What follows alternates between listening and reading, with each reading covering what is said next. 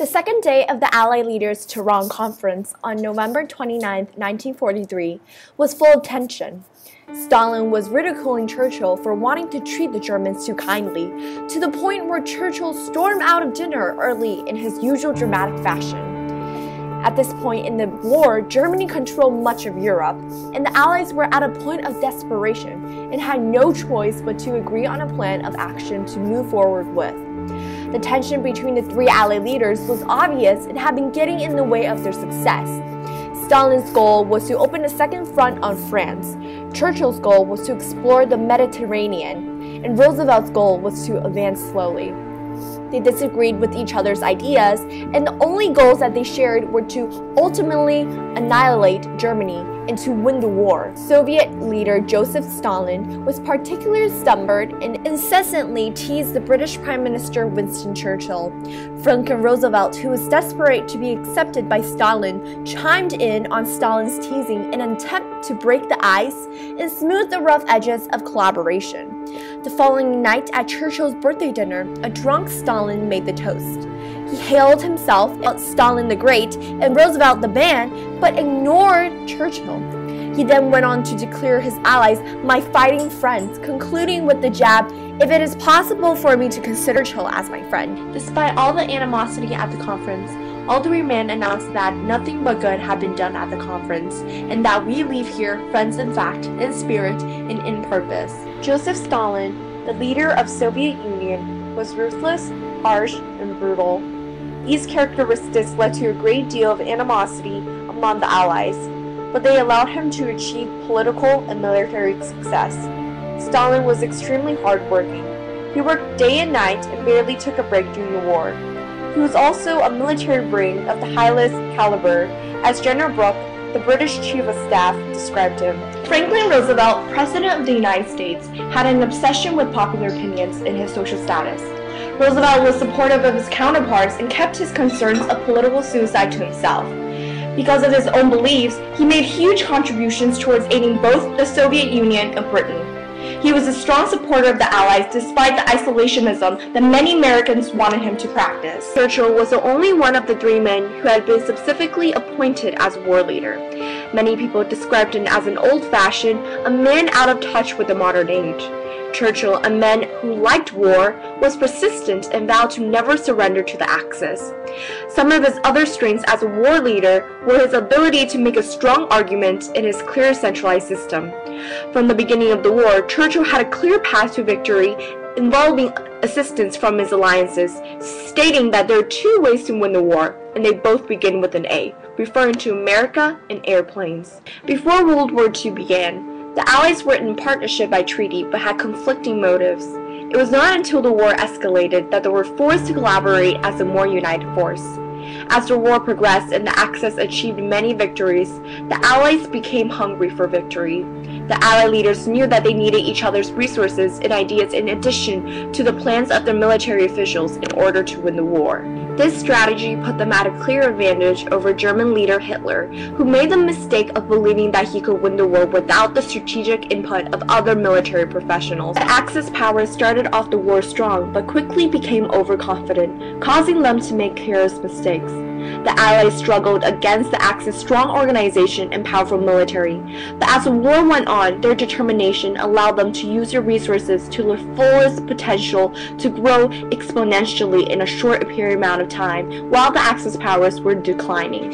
To achieve their goal of defeating Hitler, these three fundamentally different men, Stalin, Roosevelt, and Churchill, were forced to use their diverse strengths in an organized and rational manner.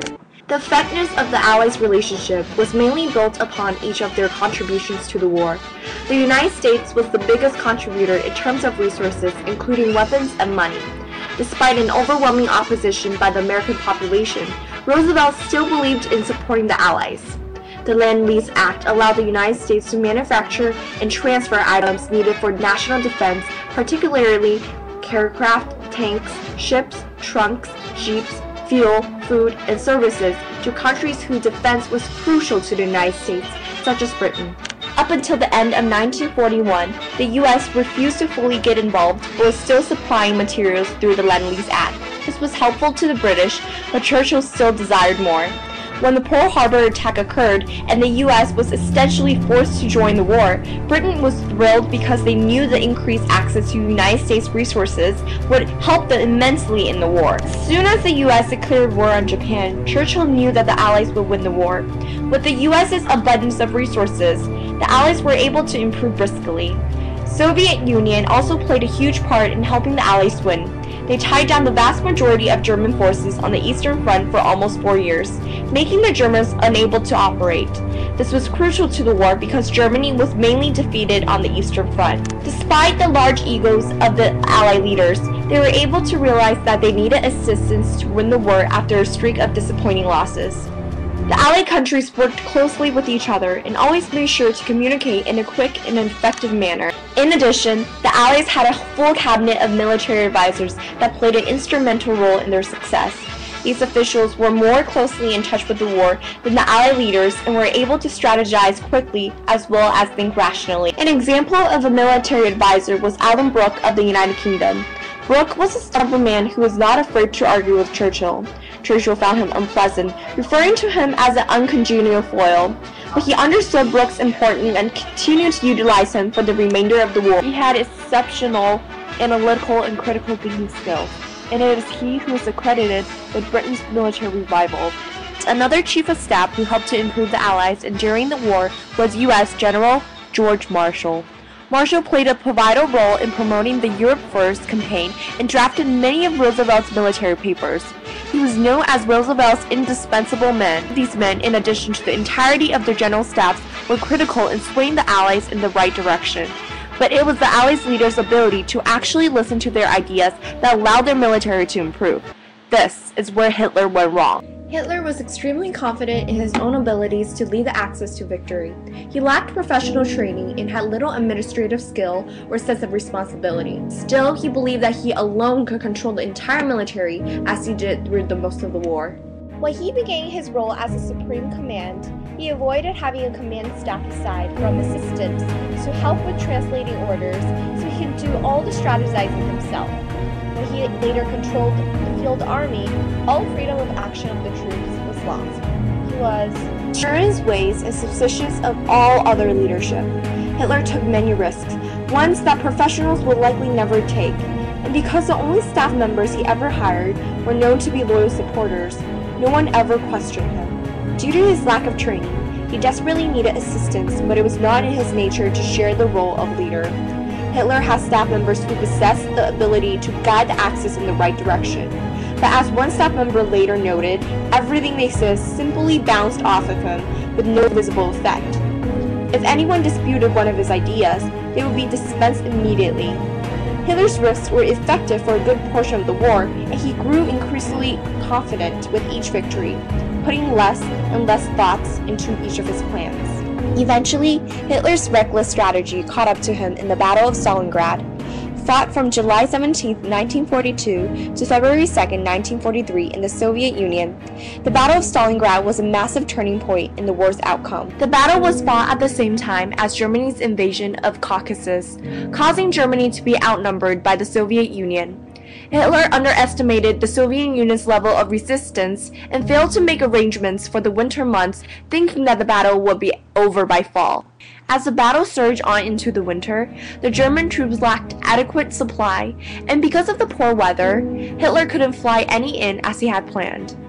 These major issues were both results of poor planning and listening on Hitler's behalf. Two of Hitler's most senior officers, General Holleb, Chief of the Army General Staff, and Field Marshal List, commander of Army Group, urged Hitler to take on only Stalingrad and then move into the oil fields subsequently. He ignored the suggestions, resulting in a shortage of soldiers.